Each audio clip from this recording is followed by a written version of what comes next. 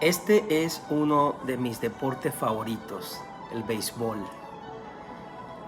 Fue introducido a mi vida cuando tenía 12 años por un excelente ser humano llamado Luis Manuel Pieters Hernández. Él amaba este deporte con toda su alma y me acuerdo cuando él comenzó a motivarme para que abrazara ese deporte como él lo había abrazado. Marcó mi vida profundamente. A los 17 años de edad sería la razón por la cual me acercaría a Jesús. O una de las razones, no la razón, pero una de las razones por las cuales me acercaría al Señor Jesús, pues jugaba con amigos a este deporte mientras ellos modelaban para mí su vida cristiana. Jugábamos y ellos modelaban para mí su manera de vivir para Jesús. Este es el segundo deporte que ha marcado mi vida, el básquetbol. A los 12 años, cuando comencé mi primer año de preparatoria o mi primer año de bachillerato, como dicen en Venezuela, comencé a jugarlo y la primera vez que lo jugué fue una cosa muy difícil porque tanto mi amigo Baudilio Silva Rojas como yo no sabíamos jugar nada bien este deporte y nos llamaban a nombres, nos decían nombres como que éramos demasiado salvajes para jugar este deporte. Sin embargo, propusimos aprenderlo mañana, noche y tarde, y aunque no llegamos a ser de la NBA, pero por lo menos llegamos a ser grandes jugadores de este deporte en este grupo de muchachos, ¿verdad? Este otro deporte, el golf, fue introducido también por Luis Manuel Pietras Hernández en mi vida y jugábamos en un parque de béisbol.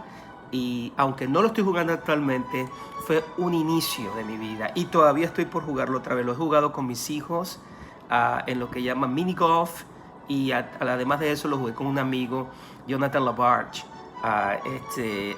Una vez un encuentro que tuvimos de lo que llamarían el real golf o el golf real. Fue algo bien chévere. Todavía quisiera aprender más de esto. Pero ¿cómo se logra hacer eso? Se logra cuando uno se involucra con el deseo. Aquí en la palabra de Dios dice que un día, siguiendo su viaje Jesús pasaba por Samaria y Galilea. En esas dos fronteras Jesús pasaba por Samaria y Galilea. ¿Y qué sucedió? Cuando estaba por entrar a un pueblo, salieron a su encuentro 10 hombres enfermos de lepra. ¡Wow!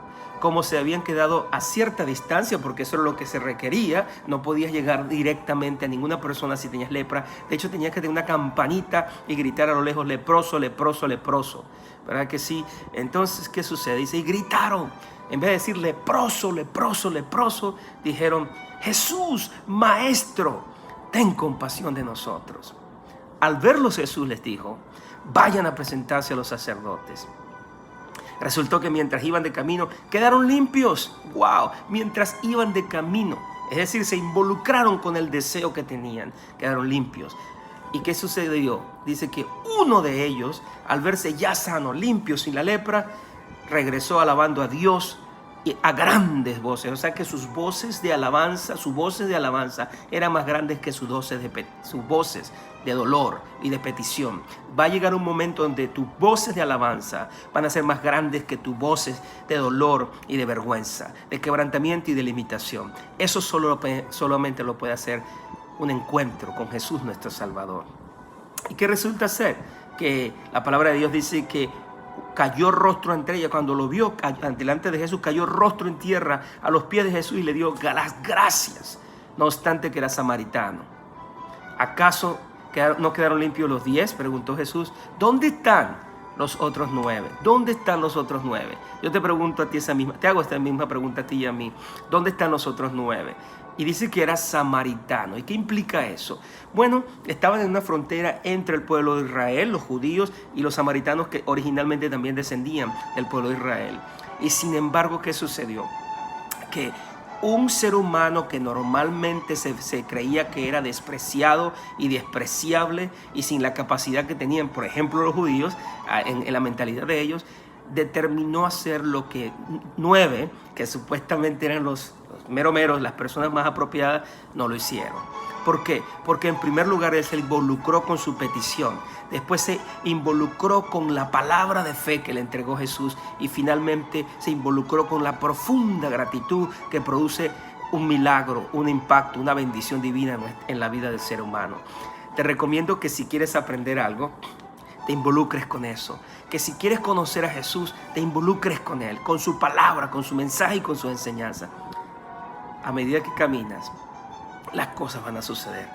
Pregunto, ¿a qué lugar o en qué dirección te está enviando Jesús, Dios, la vida, las circunstancias, a la cual debes ir con fe, creyendo que Dios, el Todopoderoso, que te envía, también te sana, que te envía, también te impacta y te transforma, que te envía, también te reconfigura la mente y el corazón y el espíritu, te ayuda a que tú lo hagas con Él para que tu sanidad sea real y tu alabanza sea más grande que tu dolor y tu anhelo y tu transformación sea una evidencia a todos, y que alguien tenga que decir, no era este samaritano, no era este el que despreciábamos, o no era ella la que despreciábamos, y ahora está involucrado con la alabanza y bendición de Dios. Que tengas un excelente día, que el Dios Todopoderoso te bendiga donde quiera que te dirijas hoy, y cuando te dirijas donde vas, acuérdate, ven fe y regresa con gratitud, con una alabanza más grande que tu dolor. Un abrazo y una bendición.